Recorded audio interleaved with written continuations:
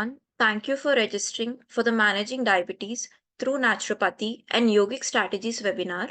My name is Varsha and I am pleased to introduce our esteemed guest, Dr. S. Deepak. Dr. S. Deepak, a dedicated naturopathy specialist in Nandi, Karnataka, with expertise in internal medicine, he provides precise diagnosis and effective treatment plans with empathy and professionalism. Naturopathy and yoga are the ancient practices for natural healing and are at the heart of our discussion today. Naturopathy harnesses the body's natural healing abilities, while yoga, through postures and mindfulness, promotes a balanced and a healthy life. Managing Diabetes through Naturopathy and Yogic Strategies is hosted by AlterNATIVE.HEALTH, and we are thrilled to have Dr. S. Deepak here to share his expertise with us today. We believe this session will provide valuable insights into managing diabetes through naturopathy and yogic strategies. AlterNATIVE.HEALth is a telemedicine portal dedicated to complementary and alternative medicine. With more than 38% of the US population and over 50% of people around the world using alternative therapies. AlterNATIVE.HEALth is the only portal which provides all alternative therapies in one platform. In this interactive session, we'll explore the complexities of naturopathy medicine, an ancient system promoting holistic well being through natural remedies and yoga practices. Without further delay, I would like to invite Dr. Deepak to present today's session, Managing Diabetes through Naturopathy and Yogic Strategies. Over to you, Doctor. Thank you, Varshaji. Namaste, one and all. Myself, Dr. S. Deepak, as Varsha introduced me. Today, we are going to discuss about the holistic approaches in managing the diabetes through naturopathy and yoga. So, without further delay, we can start. So, ma'am, slide please. Yes.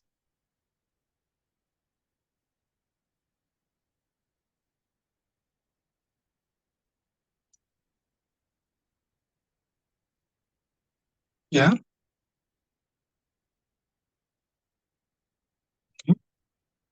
Yeah. Today we are going to discuss about the diabetes. Today I'm going to discuss briefly about what is diabetes and how it happens, what is the etiopathogenesis, means how it occurs and what are the signs and symptoms and all the basic things about the diabetes. But I will explain it briefly. I will go in detail about the naturopathy and yoga treatment of diabetes mellitus. Can you please give me the content sheet? Previous slide. Previous one. Previous. Yeah. So today, when we look at the content, what we are going to talk, it is the content. What is diabetes and epidemiology? How in the places and the regions, how diabetes is spread, and the etiopathogenesis. What is the cause and how it occurs? We have to know everything: how, why, and what is going to occur, and then the symptoms and complications, and diagnosis. How we can say it is a diabetes mellitus, and modern treatment. What are the available modern treatment and the naturopathy management available, and other with yogic management. Can you all hear what I'm saying? Is it audible?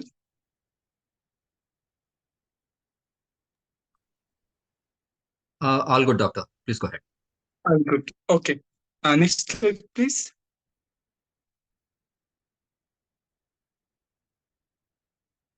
Next slide.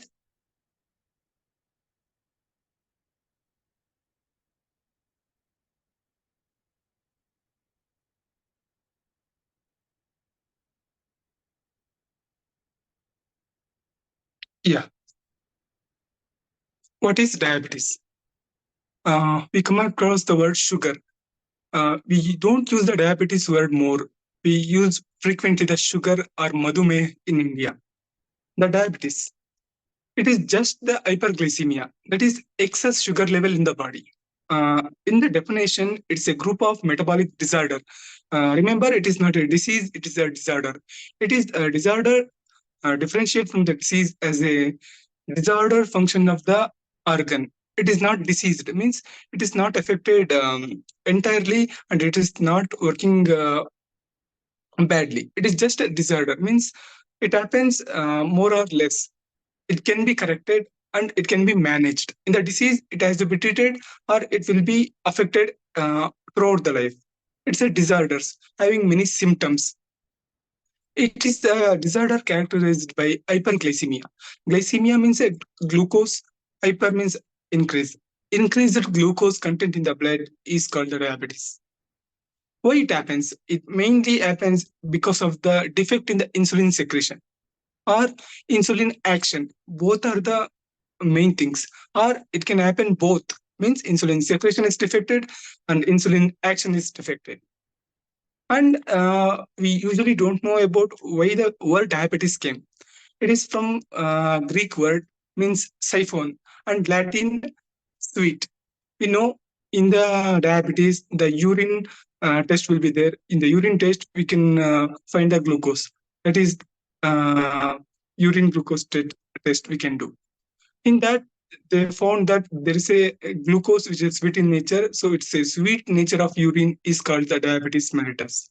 That's why they named diabetes mellitus from the Greek and Latin word. It is the literal meaning of the word diabetes mellitus. Everybody clear about the diabetes, the literal meaning and the definition?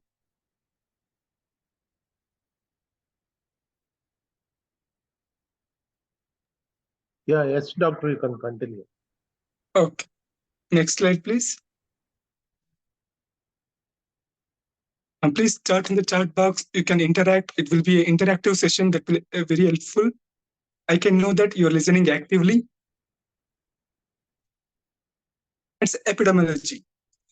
You know, India is regarded as the diabetic capital because it has a 69.1 million people with diabetes mellitus. That is accounts for the 17% of the total number of diabetes patients in the world. India has become the new modern guru of the world and also guru in the diabetes also because it's producing lot and lot of diabetic patients.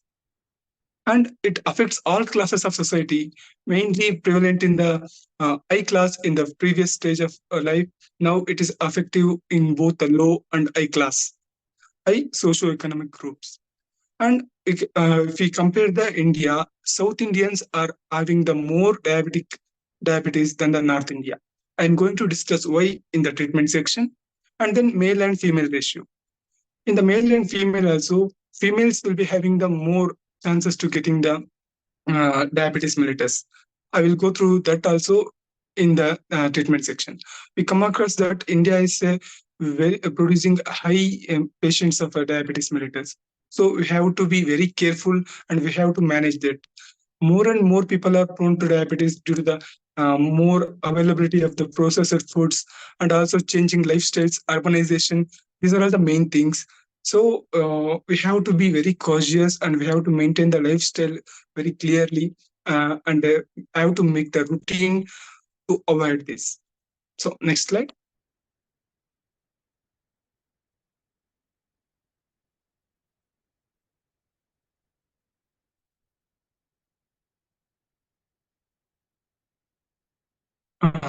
For the Q&A, I will answer all the questions in the end of the session. Etiopathogenesis. We know it is not by the single factor. It is a multifactorial. Why it occurs? Mainly the three reasons will be happening. You can easily know it's not a rocket science.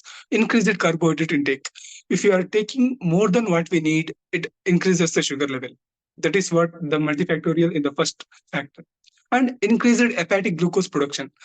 Even though we are having a minimum, a medical range of glucose, the liver will produce more glucose, mainly because of not we are having the carbohydrate, it because we are having more fats and other proteins. Even excess of fats and protein can also increase the glucose production. It is called gluconeogenesis. That will be happening in the liver. It is our metabolism center of the body. And then decreased insulin. We know even after having a less sugar or carbohydrate content, we sometimes get a diabetes. It is because of the decreased insulin secretion and decreased insulin action. Our body genetically may not produce the insulin much, or we are prone to environmental changes and oxidative stress on the body, which can impact the pancreas and reduces the secretion of the insulin. It is the main point. And decreased peripheral utilization. It will be happening in everybody, mainly diabetes mellitus 2. In the diabetes mellitus 1, we know that there is a decreased insulin secretion mainly. But in the diabetes mellitus 2, we are having the decreased peripheral utilization along with the decreased secretion. That is, we have the insulin, but it cannot act on the body so that the blood glucose will be going to the tissues and it absorbing the glucose from the blood and giving energy to the cell.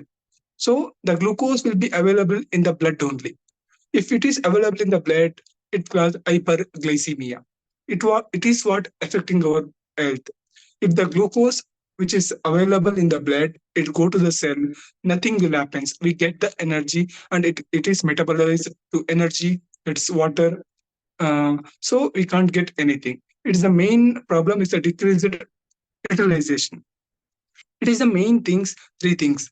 The increased carbohydrate intake, increased hepatic glucose production, and decreased insulin secretion, and decreased peripheral utilization. It is the main reason, the factors why the diabetes occurs. Understood?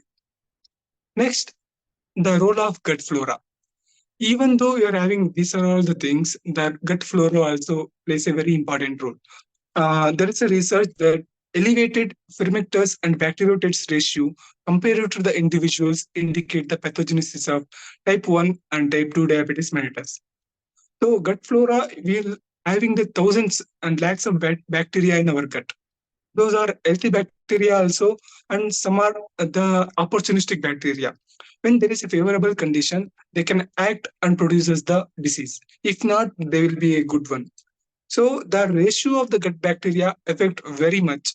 It can act on the digestion, absorption of glucose, where it plays a role.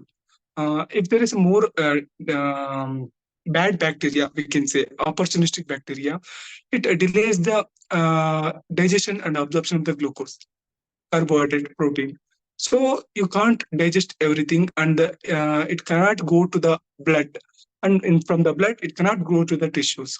So we are having the fluctuation in the gut flora. We will have the increased glucose level in the blood. It is all about the pathogenesis. That is the 4 factors and the gut flora. These are all what the diabetes comes from, the cause and how it comes. Then we will briefly discuss of the types. There will be type 1, type 2, and GDM. That is gestational diabetes mellitus. In the diabetes mellitus 1, it is a juvenile and non-insulin dependent diabetes mellitus. It usually occurs in the childhood. You can know is not the of age, is not in a young age only is getting diabetes and is under insulin means it is because of the diabetes mellitus 1. Here, genetically or due to any trauma or any injury or any disease of the pancreas, we are having the decreased secretion of insulin. So it is not a lifestyle disorder in the first one, and we can manage it to the lifestyle. But main thing is we are having because of the decreased insulin secretion. In the diabetes mellitus 2, we are having the decreased insulin secretion up to a certain level, but mainly it is a decreased utilization of the glucose in the blood. That is decreased peripheral utilization. In the GDM, that is gestational diabetes mellitus. During pregnancy, most of the people get the diabetes mellitus for a certain period of time. During the period of gestation and after 2 to 3 months or maybe 6 months. It's only present during the pregnancy.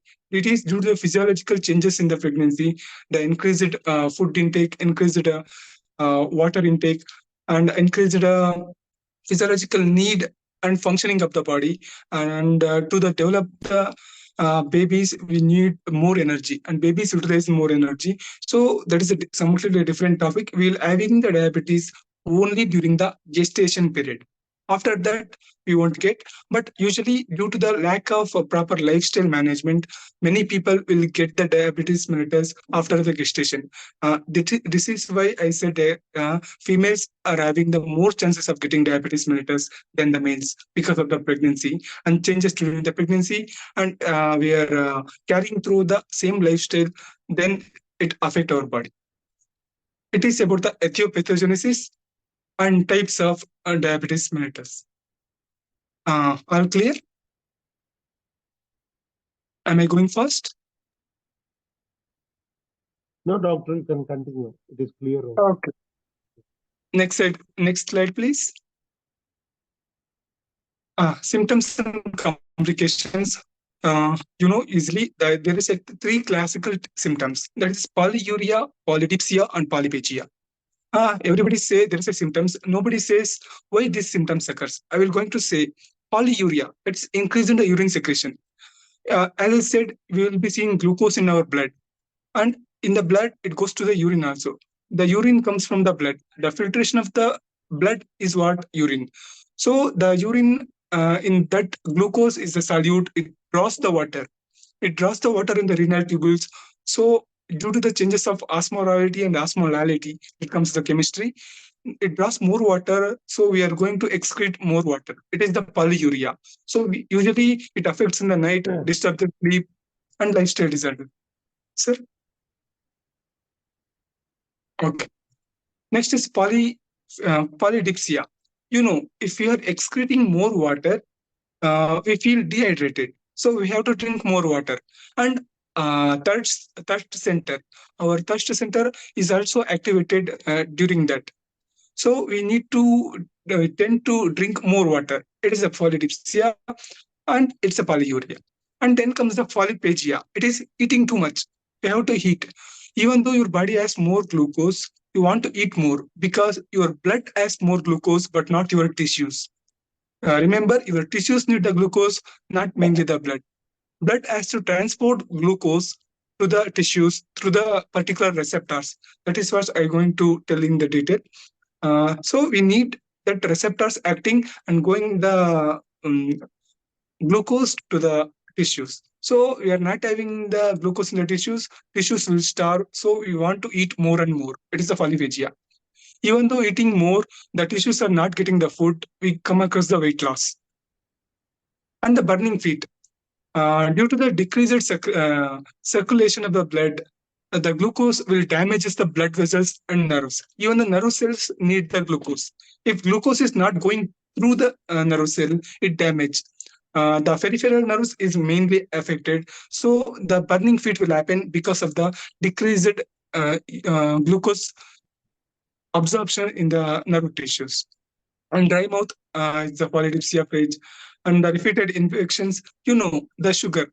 It's a breeding environment for the bacteria. It get more energy. If you are not getting energy, someone will get the energy. That bacteria and viruses. And importance also. Here also, our bodily reproductive organs need a good blood circulation, and energy is needed. The energy is not supplied to the glucose, we can get the impotence also. It is the mainly symptoms. The classical symptoms will be polyuria, polydipsia, and polyphagia. And if we are not treated, we come across the main complications. We call it as a diabetic retinopathy, diabetic nephropathy, diabetic neuropathy. Retinopathy is the effect of retina. Increased blood glucose level can affect the retina in the eyes and can cause the blindness. Blindness due to diabetes is increasing very much. So it has to be very carefully managing. In the elderly people, if a blindness is suspected, it is maybe due to the diabetes. If they are suffering from the diabetes, it definitely from the diabetes. And diabetic nephropathy. The more kidney problems offered from the chronic kidney disease is due to the diabetes. It's the end stage. In the end stage of diabetes, the kidneys can't filter the glucose. So it affects the kidney and damages the kidney. So kidneys cannot excrete the urine and filter the blood. So we need dialysis. It's an end stage disease. And diabetic neuropathy, as I said, it affects the neurons. You can have the pain all over the body, burning sensation, and these are all the nervous problem will affecting due to the diabetes and the gangrene. Many people with the diabetes having a gangrene have to amputate their limbs. It is also because of their infection. I said repeated infection, there's a bleeding ground for the bacteria, and there is no healing because of the lack of glucose to the tissues, but abundant source of glucose to the bacteria. These are all the symptoms and complications and why it happens. So can we move to the next slide? Yeah. Simply diagnosis. We all know in the laboratory sheet only we can know what is the normal level and the abnormal level. We are going deeply. Fasting blood sugar. It will be if it is more than 126 mg per dl, it can be considered at diabetes. In the random blood sugar, in the random we'll check randomly. If it's random more than 200 mg, it is diabetes. And then glycosylated hemoglobin, it can measure the diabetes mellitus up to 3 months because our red blood cells will be viable for 120 days. The hemoglobin is attached with the glucose molecule, so we can prognostic value of the diabetes with the HbA1c test, managing for the three months up to 3 months. If the value is greater than 6.5%, it is considered as diabetes. And OGTT, oral glucose tolerance test. That is, we will test our diabetes by the glucose tolerance of our body. We give the glucose water, but is water dissolved with the sugar, and check how our blood glucose level will be increasing for half an hour, 1 hour, and 2 hours.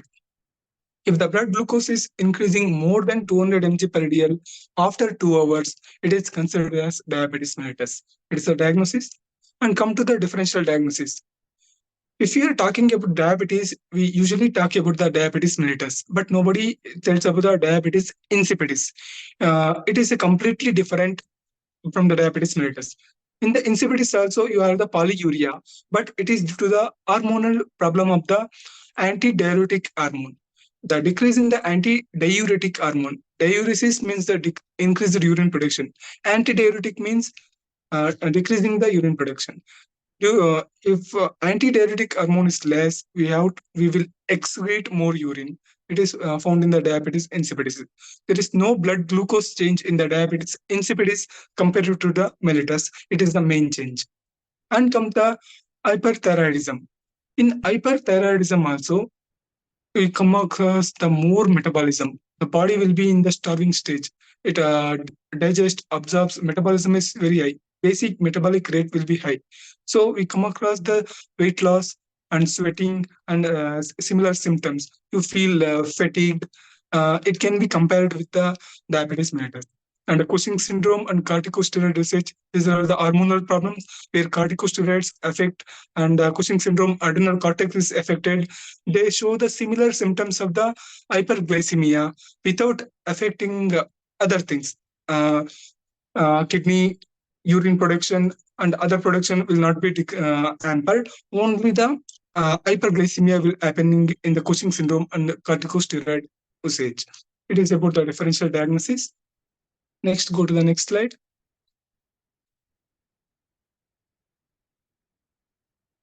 Yeah, modern treatment. The diabetic patient will know very much about this. We are having only a 3 to 4 therapies. That is the tablets. Metformin is the drug of choice. Metformin and glimepiride 1, glimepiride 2, the receptor antagonist, sulfonylureas, and meglitinides. These are the 4 tablets. What it makes, it makes the cell to absorb the glucose more, and it activates the pancreas to increase the glucose production up to the certain level only. So after that certain level, it cannot act, and the side effect of drugs after the continuous usage will be more than the effect. So it is better to have it in the lower amount and the lower dosage for the lower amount of time. As diabetes is a lifestyle disease, we can manage to the lifestyle management. That is what we are going to learn in the naturopathy and yoga, the holistic approaches. And the insulin also. In the diabetic mellitus one, they usually need the insulin only, so that they cannot produce. They have to inject to the IM mode, the intramuscular mode or intradermal mode. You have to give the uh, insulin. Okay, we are going to the next topic, the main topic, the naturopathy and the yoga treatment. So we have come across the brief introduction about the diabetes, why it happens, what are other things will be going to happen, symptoms and available treatment. Everybody is clear with this?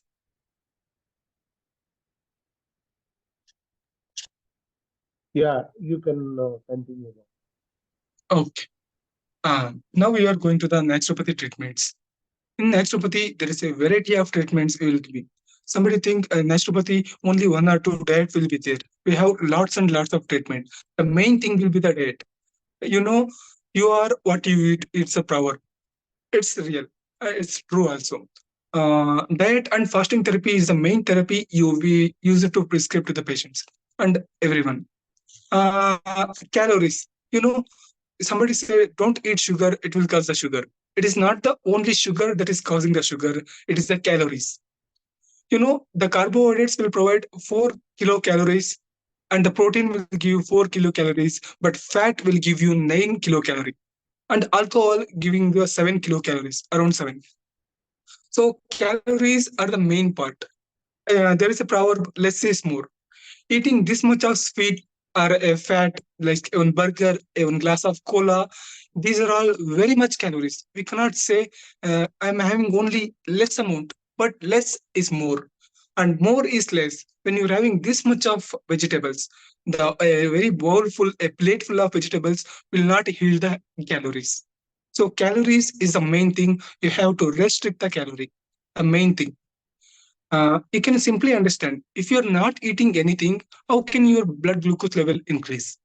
You need to survive, so a limited amount of calories needed. The main goal of every therapy in the naturopathy and to the diabetes is the limiting the calories, entire calories, either by the carbohydrate, either by the protein, either by the fat. So less is more is less. Please remember this. Then come the Paleolithic diet. There are the different types of diet available, so don't go much about that. It is simple. It is the diet without the grains and sugars. That is simple sugars. We'll be having the simple sugar in every processed foods, and also sugar, the table sugar will be there. So we have to avoid those sugar and the grains.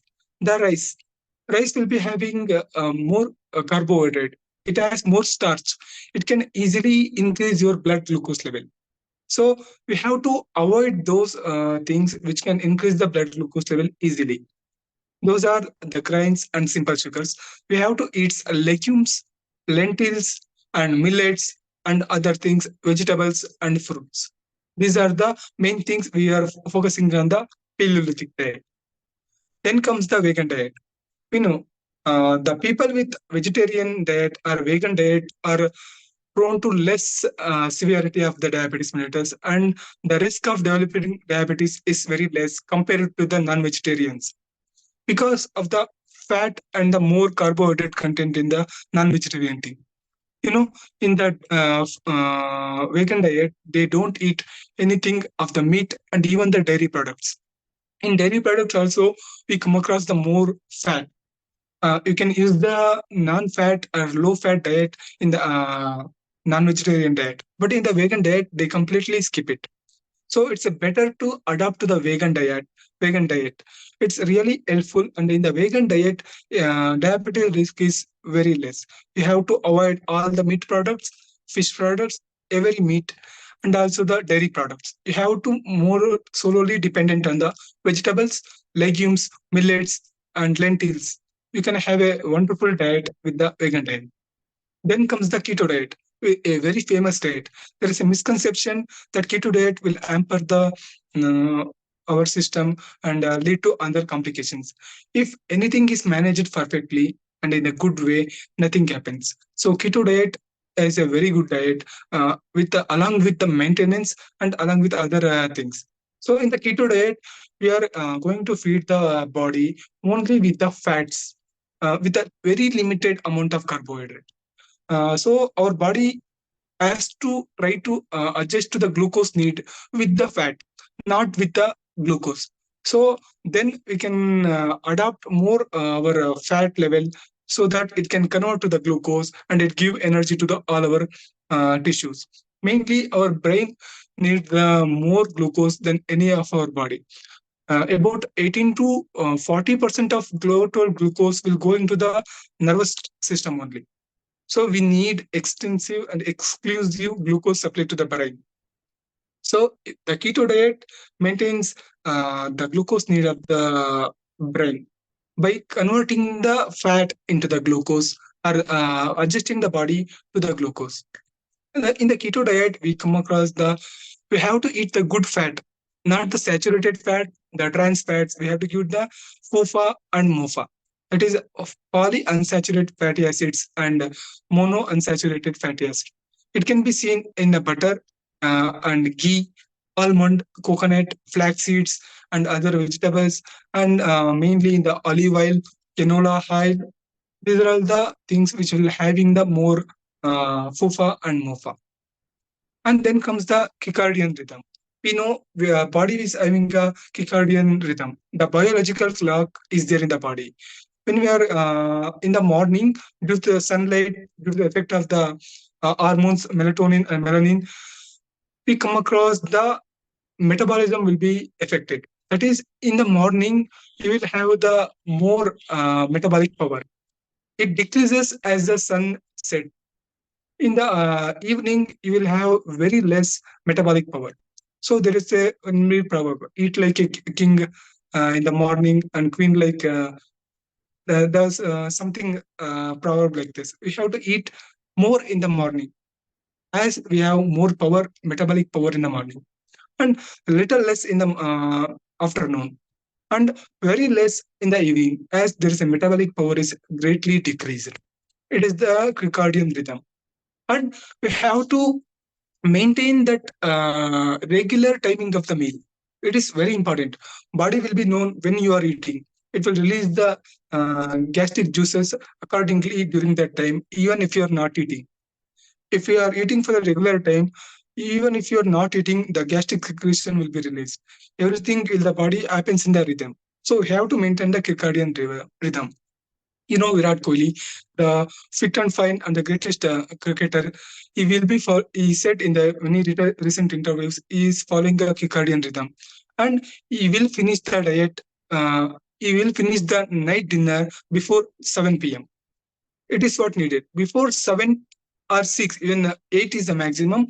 We have to have our dinner within 8 so that it can easily digest. As we are having the low power of metabolism, we have to eat as early as possible. And Virat Kohli and other famous cricketers and fitness enthusiasts and actors are going to vegan diet because of the possible benefits. Then comes the intermittent fasting. Yeah, diabetic patient can also do the fasting, but with the supervision. We have to supervision the blood glucose level, randomly checking for 2 to 3 days, and maintaining with the blood glucose level. We can do the fasting. Fasting has very good benefits. It can decrease the inflammation, decrease the it can decrease the glucose load. It can increase the availability of glucose into the tissues and increase the receptor sensitivity. It can move the glucose into the cells and it can act on the cells, giving utilization of the glucose. It is usually a brief discussion about the diet and fasting therapy and the diabetes. Can we go to the next slide? Yeah. There is a specific foods we have to eat. Means mainly concentrate on which foods. Those are all the what are the types of diets. Now fiber. We know fibers are very much needed and it's very popular nowadays. There is a soluble and non-soluble fibers. It can be available in mainly in the vegetables, broccoli, and all the spinach, all the green leafy vegetables will have the fibers. Even the fruits, those are all the rich fiber content. The soluble fibers will decreases your appetite. If you are eating more vegetables, you can't eat more. You can't eat more other foods. You will feel the satiety. So that your calorie intake is automatically decreased. So you have to decrease the calorie intake. You have to eat the fiber-rich food. If you are eating the fruits and vegetables, one bowl or one cup can fill up your stomach because of these soluble fibers. Then comes the non-soluble fibers. These are the fibers which are not soluble. It will be excreted, but it can absorb the cholesterol. The bad fat we can call the LDL or VLDL. It observe the fats, non-fats, that is LDL and HDL, and decreases the absorption of these and increases the HDL levels. So your risk of getting hypercholesteremia, obesity is also decreased. Obesity, hypercholesteremia is all the risk factor for the diabetes. It is a double benefit. You can have the diet for the diabetes and also for the heart diseases and the atherosclerosis type of disorder. The cholesterol will be automatically decreased. It absorbs the cholesterol and excrete through the feces. It is about the fibers. You can find in all the vegetables and the fruits. Then comes the nuts. Somebody will be saying you don't eat nuts, it will be having more fat. Yeah, nuts will having the fats, but these are the healthy fats. But anything is excess is bad. So you have to maintain optimum amount of calorie intake from the nuts. In the nuts, almond, walnut, cashew, and other all the nuts in the peanut, they will be very rich in omega-3 and omega-6 fatty acids. Those are called linolenic acid, alpha linolenic acid, decasohexaenoic acid, ecasa-pentaenoic acid. These are the omega-3, omega-6 fatty acids. So these are the anti-inflammatory. The inflammation will be producing more blood glucose level and acting on pancreas, it decreases the insulin secretion. If we are having the anti-inflammatory food, it decreases the effect on the pancreas and increases the secretion of insulin. So you can have the nuts, but in the optimal quantity. It is very rich in this one. Then comes the low glycemic index food. 1 minute. Yeah. In the low glycemic index, that is, please, previous slide.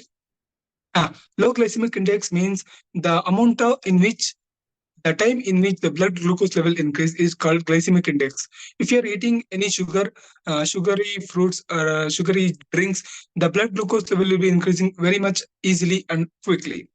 If you are eating the fiber-rich food and protein food, it increases the blood glucose slowly. We have to eat that kind of food. That is will be in the fibers and the millets. Millets, because it has the fibers very much and it has many vitamins and minerals. If you are having the low glycemic index foods, it decreases the chance of for getting the diabetes mellitus earlier, and the risk for the diabetic mellitus also decreases. You have to choose. Uh, you have to know about the fruits. Most people say don't eat the fruits because it is having a more sugar. The sugar in the fruits is different from the sugar in the glucose, as it is having fructose than the glucose. Fructose decreases the blood, increases the blood glucose level steadily, not fastly like the glucose. Next come the methi or fenugreek. It has been used from the Indians widely. The fenugreek has the ability to decrease the blood glucose level and increase the insulin production. It by acting, it has the antioxidants and flavonoids.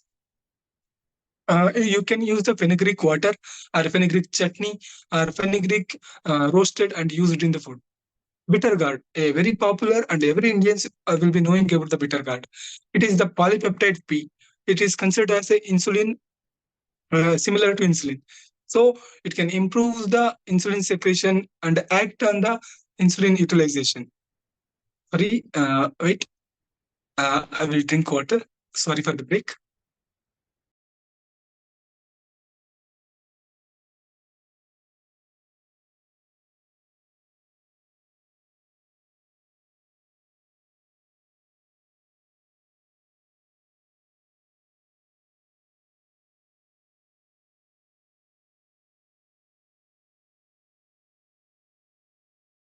Yeah.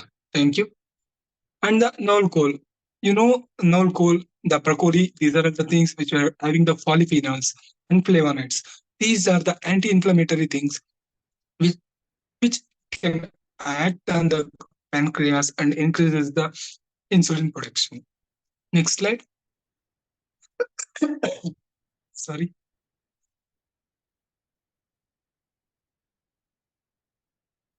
Next slide, please. Yeah. We are discussed about the diet. Now we are going to discuss about the hydrotherapy. It is a treatment in the naturopathy. Hot water immersion. We know hot water immersion increases the blood circulation to the all over the body. We can feel that the body will be reddened. The skin will be shown red because the circulation is more. If the circulation is more, metabolism will be more. If the metabolism is more, calories utilized. The all hot water therapies increases the circulation, so it can improve the metabolism. If the metabolism is improves, your calorie digestion will be improved.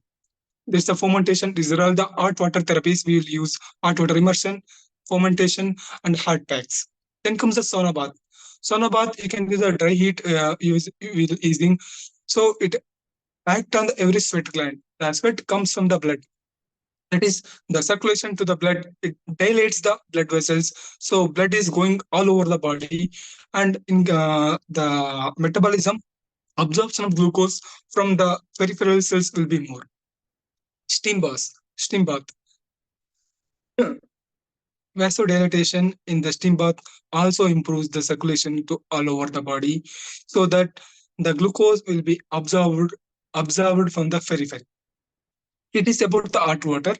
Then come the cold water. In the cold immersion, cold water always decreases our blood pressure and also the stress level. The plasma renin, cortisol, and aldosterone are called the stress hormones.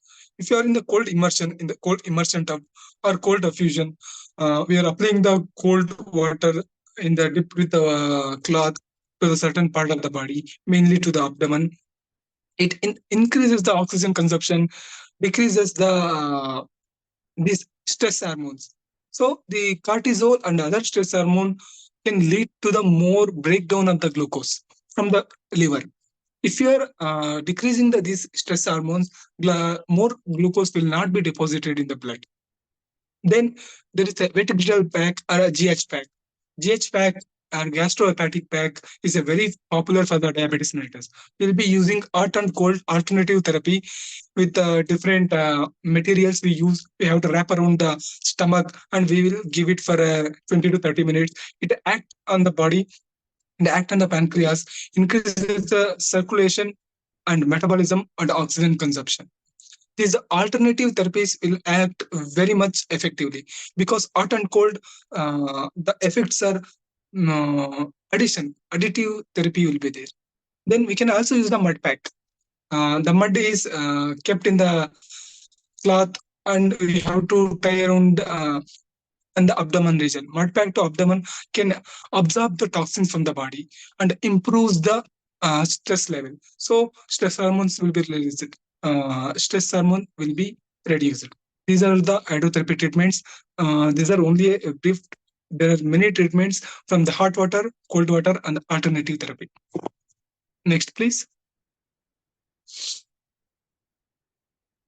Manipulative therapy.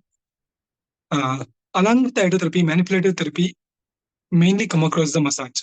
The massage, if it is a passive exercise, all the part of the body will can get the oxygenation, relaxation, circulation. If you're manipulating our body, the more blood will be going throughout the body and the tissues will be utilizing more. So glucose in the blood will be going through the tissues by passive. You are not doing anything. The therapist will do, but your body will absorb everything. It is like a passive exercise and it relaxes the body, giving the laxative hormones, and you can feel good, and also your blood glucose level will be reduced. Next one.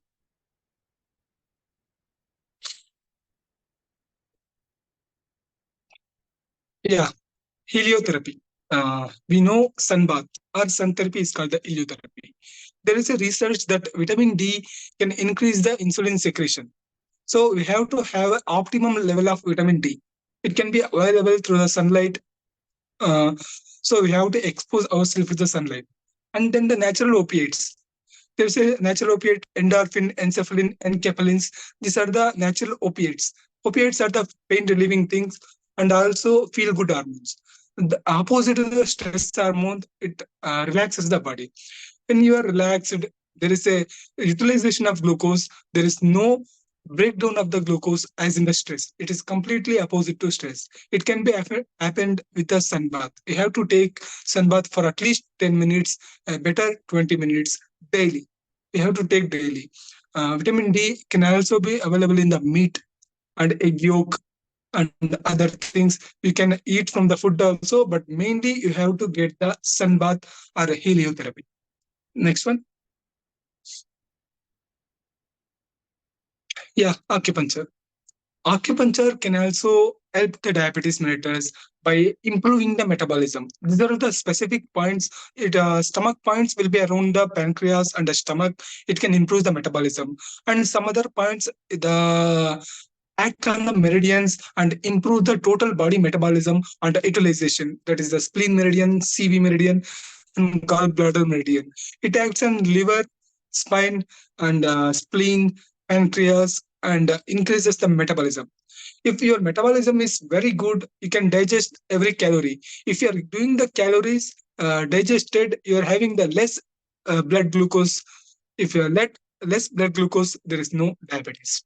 Next one. Yeah, it is completed. We have completed about the naturopathy. Then we are going about the yogic management. The main aim of yoga is to reduce the stress. The stress management is very helpful. In the naturopathy also, with the cold and hot water, we can reduce the stress. In yoga also, we can increase the utilization of the insulin and decrease the production of glucose and also increase the production of insulin. In the asana, there's a particular asanas we can prescribe. There's a vakrasana, a twisting pose, and the dhanurasana and mayurasana. These are all acting on the abdominal region, mainly on the pancreas. The Paschimottanasana, Shalabhasana, Padmasana. These are the particular asanas. So if you're practicing this asana, this can increase the blood circulation to the pancreas in your abdominal region or stomach region.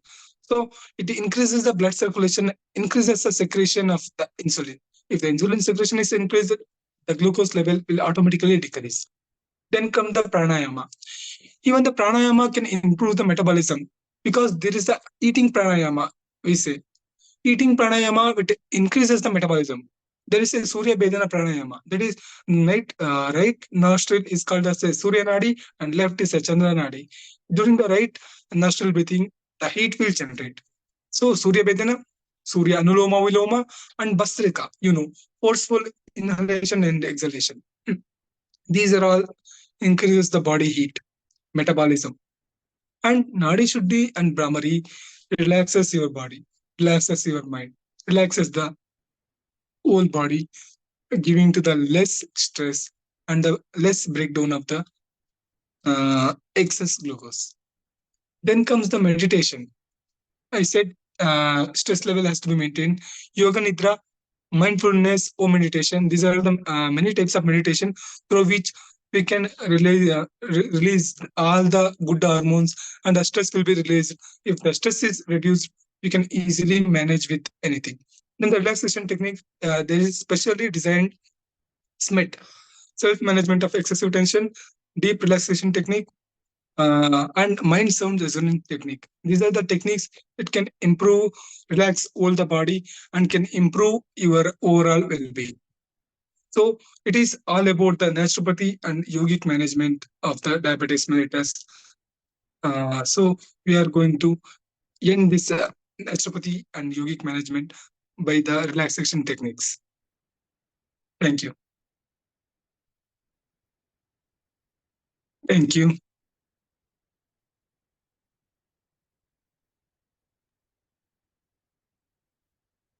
Any Over to you, ma'am. questions or any information you would like to know from Dr. Deepak, you can place your questions in the Q&A session down below.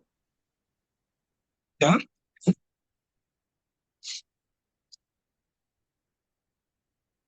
Yeah, there is a questions. I will answer one by one. Can you elaborate on the role of yoga in controlling blood sugar levels and promoting overall well-being for diabetics?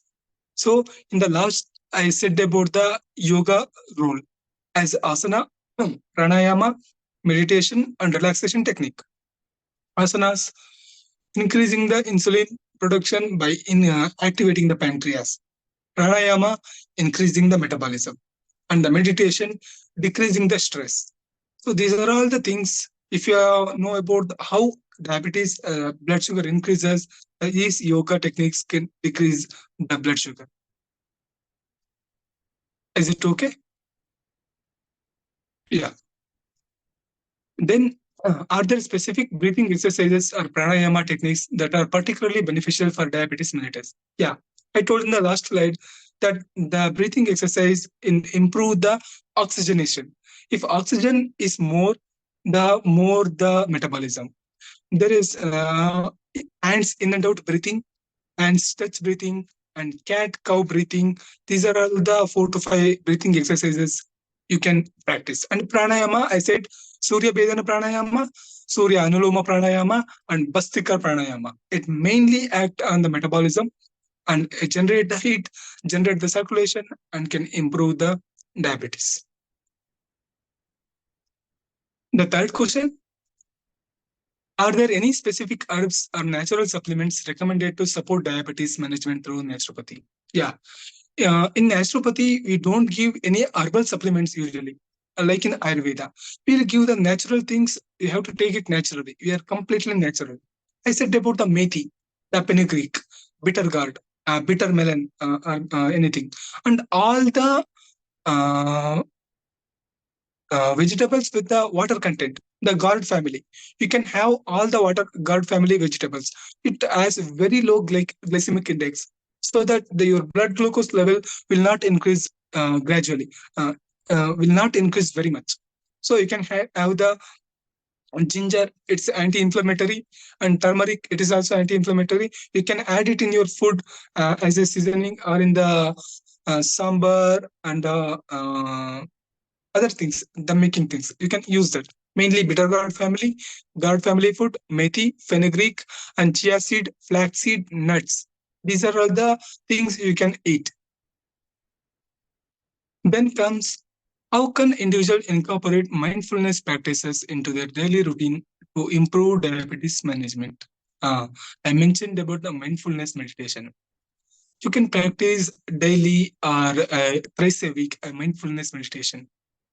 If you're practicing the meditation, your body will be in a relaxed state. In the process of meditation and in the sleep, the body utilizes very much energy. Means you are in the still state. So you will be having relaxing. During that time, stress hormones will be released very much, very less. So if the stress hormones is reduced, you will be having the very good hormones, the dopamine, serotonin, and oxytocin, those are other things. It can decreases the blood glucose level. So excess production of blood glucose will be reduced. So you can practice mindful meditation. It is very helpful. What advice do you have for someone newly diagnosed with diabetes looking to explore naturopathy and yogic strategies? Yeah, if you're newly diagnosed, you can easily manage very easily. So you have to restrict the calorie. First, follow this. Restrict the calorie, follow the diet chart, and take in the starting, if you know, you can take the medication in the starting. Along with the lifestyle management, you can easily manage. You have to reduce the calorie intake, reduce the extra processed meats, processed foods, and sugar content like cola, and all the sugar drinks. You have to reduce. You can easily the natural diet, Mediterranean diet or vegan diet with the millets, grains, whole grains. Are there any potential contraindications or consideration when combining traditional medical treatments sorry, with naturopathy and yoga for diabetes management. There is no particular potential contraindications for the diabetic along with herbal medications or traditional medicines, but it can happen. It depends on the individual. Someone can get adjusted with the herbal medicine, some cannot. You can take the medicine, but it is individual. If you are feeling not good, you are having the diarrhea, you can stop, but you can take with the herbal medicine. What specific dietary recommendation do naturopaths suggest for individual with diabetes? I gone through is completely about the dietary recommendations, the diets, so you can follow through that. How does stress impact diabetes, and how can yogic strategies help mitigate stress-related challenges in diabetic individuals? I mostly concentrate on the stress only. So stress, the cortisol will be a stress hormone. In the stress, we release the more adrenaline also. These improve, make the fight or flight mechanism. So blood will be rushed towards the all the periphery, and your body will utilizes more energy. Means glucose will be more available in the blood, but not in the tissues. So increases the blood glucose level. So we have to reduce the stress to reduce the blood glucose level. And yogic practices is always beneficial for reducing the stress. Polyuria is a major complication of diabetes medicines. So giving sauna bath and steam bath are safe. Doesn't this therapies cause dehydration by sweating? No. We said anything in excess is very bad. In the we don't give as much as dehydration. Uh, Before giving the sauna bath or steam bath, we'll give a glass of water to accommodate the water loss. Even after the treatment, for often after half an hour, we'll be giving the water. So you can say, or you can stop the treatment if you're feeling anything bad. Means if you're feeling dehydration or if you're feeling giddiness, we can manage that easily. There is nothing much complication about that with the sauna and steam bath. We have to make it very clearly with clear protocols. We can easily manage it. In the context of yoga, how does pranayama contribute to the overall well-being of individuals with diabetes? Breath control. You can remember the word oxygenation and metabolism and circulation. Oxygen is very much needed for the metabolism. So increasing the oxygenation is can be done by the breath control. If you're doing a breathing exercises, you will inhale more oxygen, and your all the body part will be getting more oxygen, means the metabolism will increase. It is directly connected with the metabolism. More metabolism, more calorie reduction. Last question. Often diabetic retinopathy are seen everywhere. How to control and prevent? I said diabetic retinopathy is a complication of the diabetes. So if you are managing it in the earlier level, you can stop at the early level only. If your sugar levels are in the control, you won't get the diabetic retinopathy. So the sugar control, the blood sugar control will be there. With the diet, you can easily manage the diabetic retinopathy. Any other questions? Are you satisfied with the questions and answers?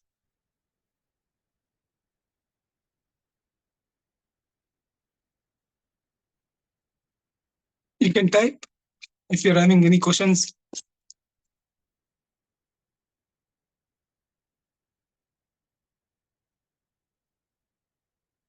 Is everybody clear about the question and answers and all the slides and all the details about the diabetes?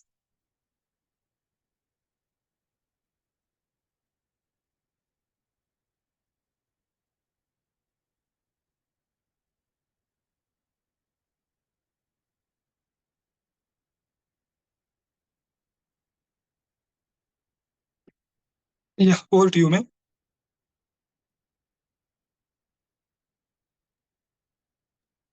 Doctor, there is a new question. Please look into that. Okay. Frozen shoulder is a big problem. How to overcome? Yeah. It is mainly a what we call as a our lifestyle problem also. The frozen shoulder will be happening because of the internal and external problem. The proper circulation to the shoulders is very much needed. Every part of the body, joints need the more circulation, and it has to be active.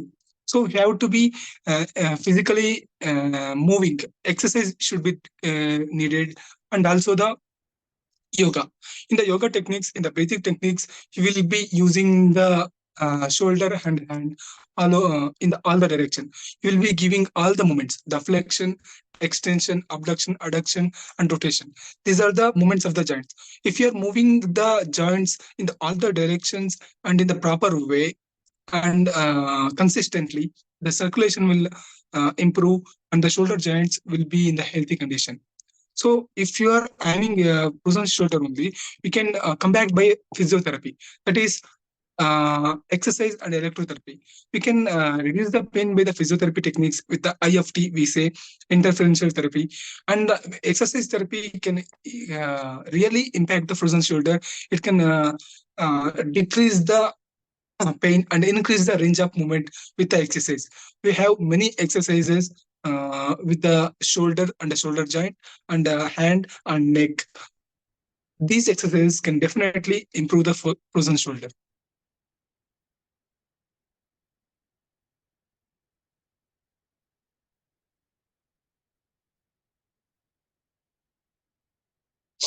Yeah, pregnancy time diabetes. Yeah, during the pregnancy, even if you are doing nothing or doing everything, you are at the chance of getting the diabetes because there is a more need for the body glucose need, and the physiological need will give that more energy and more calorie. So during the pregnancy, it's okay to have the no, minimal amount of excess calorie, excess sugar. But it's the post pregnancy that you have to maintain. Means you have to cut down the excess food. You have to eat how much you want, and healthy fats you should eat. If you are eating in the home, they can make many oily items with many food that we call in the Indian context. They give very much food during the some ceremonies. So you have to avoid very much. You have to eat more than enough, but not excess. Very much excess has to be reduced, and you have to eat right kind of food.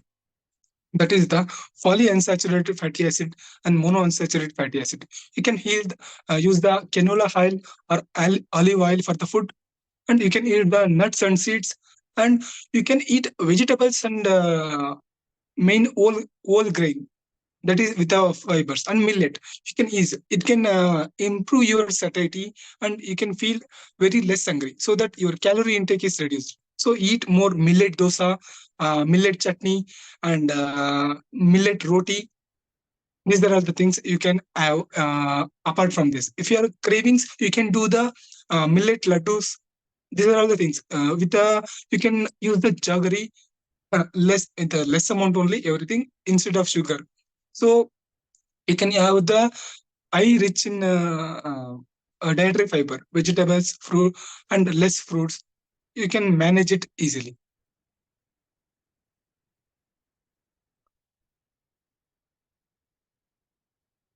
How to manage low sugar? Yeah, it's a very important question and a very good question.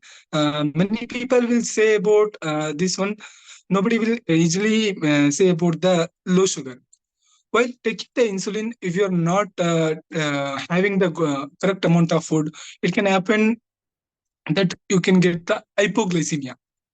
During that time, it's very simple. You have to eat the anything. Table sugar will be helpful in that moment. If you are feeling the that time, if you're feeling the hypoglycemia, means you can feel the giddiness, low energy, sudden fatigue. You can use the table sugar at point of time or a chocolate for that particular time. But to prevent that, you have to maintain the timing, regularity. You have to eat food in the constant time consistently, and during that insulin also you have to maintain your insulin quantity and also tablet quantity. Don't overdose, don't reduce the dose. Take the amount of dose as suggested and eat the food along with it. You have to take something before food and after food, and you have to consistently maintain. If suddenly happens, you can easily manage with having the sugar content. It can easily increase.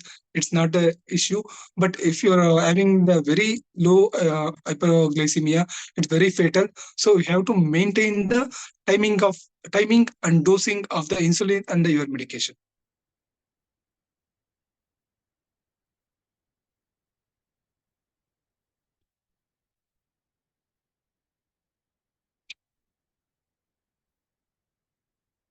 Any other questions?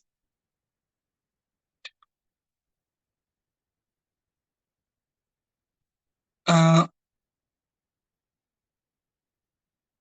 yeah, I can give a very good example.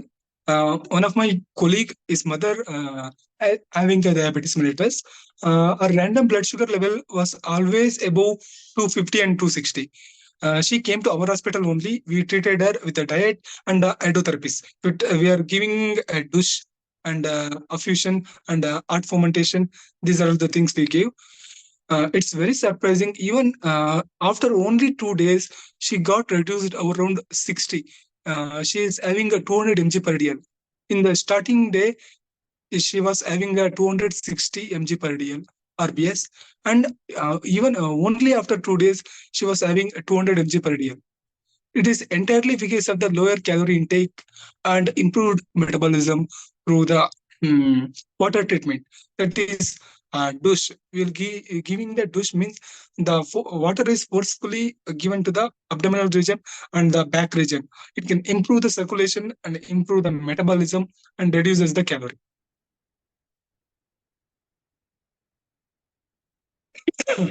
Sorry.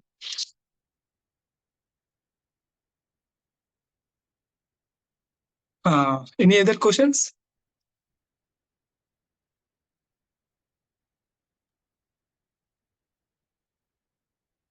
Yeah, Varsha, I think we can conclude.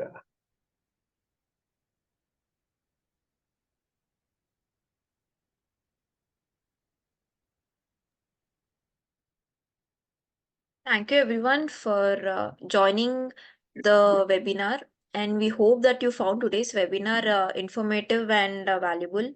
And we would like to express our sincere gratitude to Dr. Deepak for sharing his knowledge and information with us today.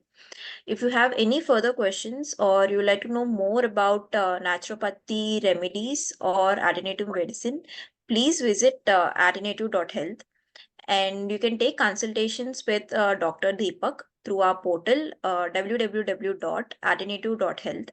And thank you everyone again for attending today's webinar, and have a great day. Thank you.